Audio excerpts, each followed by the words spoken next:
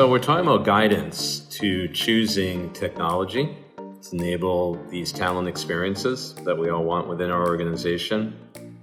And some of the pitfalls, avoidances, or just generally how you should go about making a good choice in technology really comes down to first understanding what the objectives are of your potential talent strategy.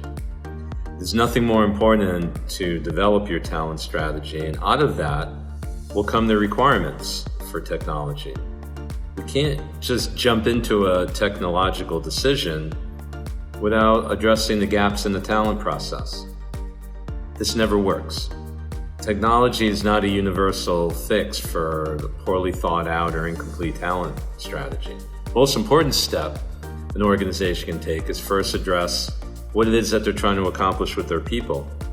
And a well-conceived talent strategy balances the needs of the organization for the short and long term with the proper guidance in technology selection. So in other words, if you really want to have technology do what it's supposed to do within your organization, first start out with deciding what you want to do with talent.